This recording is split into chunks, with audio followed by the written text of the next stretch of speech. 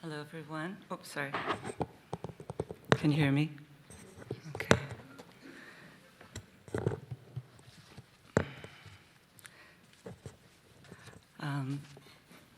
As we know, this opportunity, which comes only once every 7 years, is a time when we can come together as groups, because it's only through group work that we can attempt to appropriate any of the powerful energies that are streaming in at this time. Blavatsky used a few key phrases to describe a spiritual group. She described it as the fingers of one hand. Each person in the group has a different role, but all together, unitedly, they do many good and creative things. She also described a spiritual group as a lute with strings of different notes and played by the master musician. So that's another beautiful image of what our possibilities are. And the Tibetan uses the symbol of the mountain goat as reflective of a group and the group life and being able to climb to the heights with little sustenance and very strong. So all of these qualities are things that we can appropriate and need to appropriate as we attempt, as I said, to work, to contact and distribute the spiritual energies that are pouring in at this time. Because these energies are not really available to us on a personality level. We might not feel any great impact of these overshadowing forces, but that doesn't mean they're not working powerfully through us, because to the extent that, as I said, we work as a group, we contact our soul, we contact maybe even the triadal energies as a group, then we can become responsive to this potential of this time. So I just wanted to talk briefly about the potential of the big picture underlying this festival week. As Chris mentioned, the alignment that we're told that's set up during the festival week is between our little, tiny, non-sacred planet Earth, which is struggling to become sacred, and is sacred on the inner planes, we're told, and the great constellation Capricorn, which is always considered a very sacred influence, symbolized, as Chris and Steve said, by the mountaintop. But then, during this time, every 7 years, we extend that alignment to the great overshadowing of another extra-zodiacal constellation, which I believe is, just to say this very briefly, make a very complex, seemingly complex idea brief, I do believe that that overshadowing constellation is one of the 7 constellations that surround that great being in the teachings known as the one about whom naught may be said. We have an intimate relationship, our solar system has an intimate relationship with that great life, who is, as I said, surrounded by 7 powerful constellations, much more powerful than our zodiac. And I think, my understanding is that each of these 7 constellations is governed by a particular ray energy.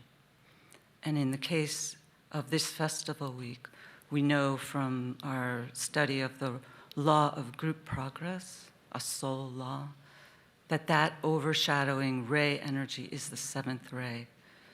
So the 7th ray is really pouring powerfully in at this time.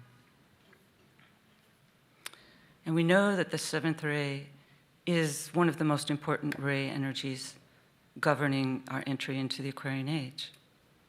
It's a very powerful linking between Aquarius and the 7th ray, which we're told has only happened 6 times previously in approximately the last 1,000,000 years. So this combination of Uranian, 7th ray, Aquarian energy is very powerful and conduces, the Tibetan says, to illumination of human consciousness. And he also gives us a somewhat Capricornian phrase that it's related to a time when the light supernal can be known. So we know that this supernal light is something much more transcendent than any of the other lights that humanity is subject to. And I do believe that perhaps the most important impact during the festival week is the ability of those who work on higher levels within the hierarchy to contact this supernal light.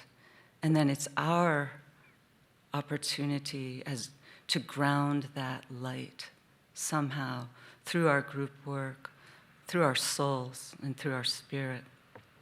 We can ground that energy and tap into it, because we're told that this supernal light is needed to bring about the changes that are necessary as we move forward into the new age. So, how much more time do I have? I don't know. Let's see.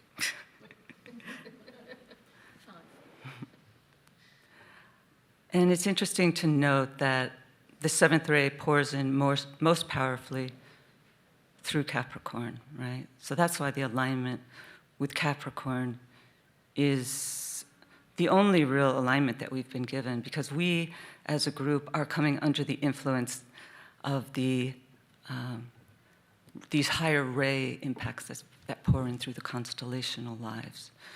So in the ray triangles, which is a teaching that's in esoteric astrology, Capricorn is the most potent constellation that brings through the seventh ray.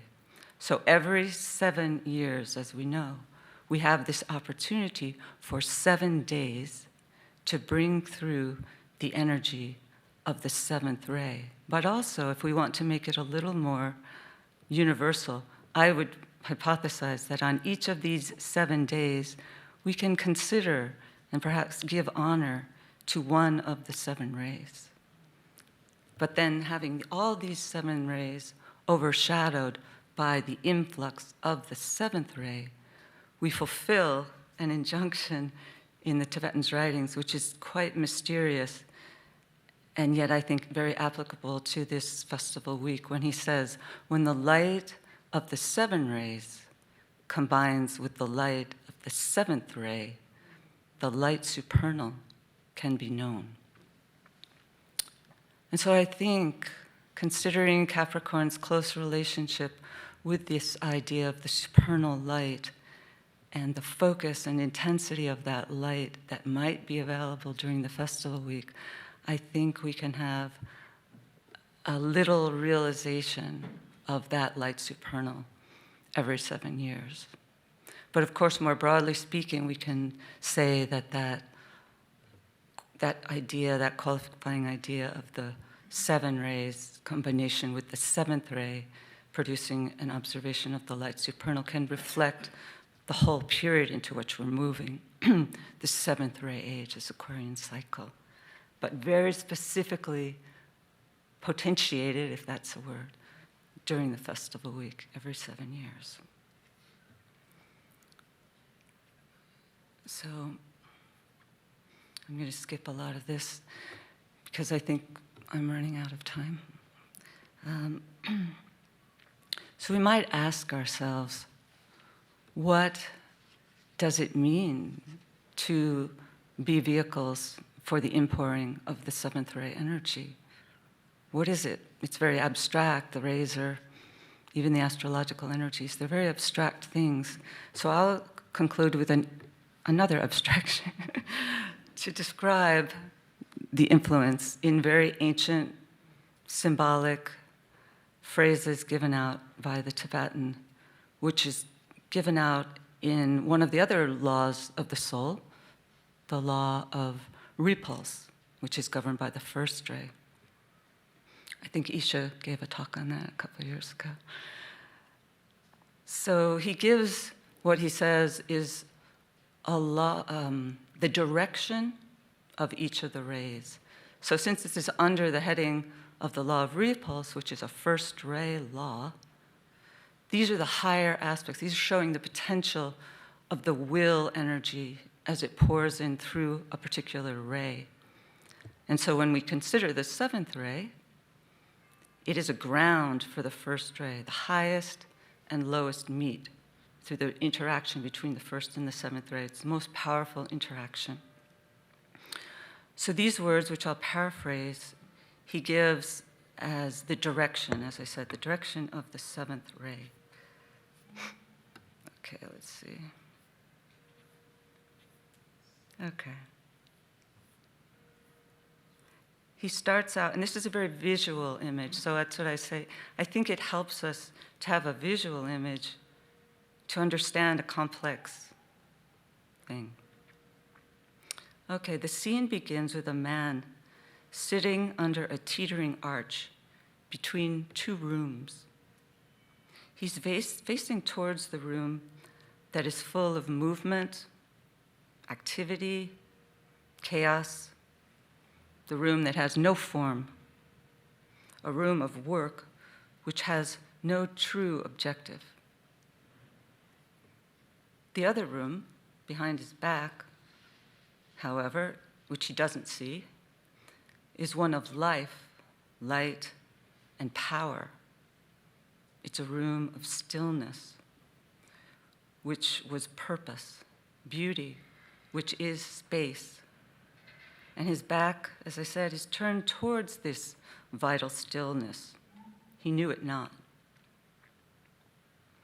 And this man had been sitting between these two rooms under this teetering arch for ages, trying to figure out how to rearrange the chaos of the chaotic room that he was facing so that beauty might shine forth and create a harmonious world. But he had no success throughout the ages. Then, as the man sat there, he sensed something behind his back, above his head. He didn't know what it was. Then, within that room of stillness, of ordered beauty, a magnet vast began to oscillate. The magnet turned him round. He faced the other room that was unseen before. And then the passage goes, then, through the center of the heart, the magnet poured its force attractive. The magnet poured its force repulsive. It reduced the chaos until its forms no longer could be seen. Some aspects of a beauty unrevealed before emerged in that chaotic room. And from the room a light shone forth, and by the power and life, it forced the magician to move forward into light and leave the arch of peril. So there we see the potential, I think. The magnet poured its force through the heart. We stand as the heart of the new group, and so the potential for us now is to pour through our heart, our collective heart, the beauty and potential of the seventh ray as a healing force in the chaotic world in which we find ourselves. Thank you.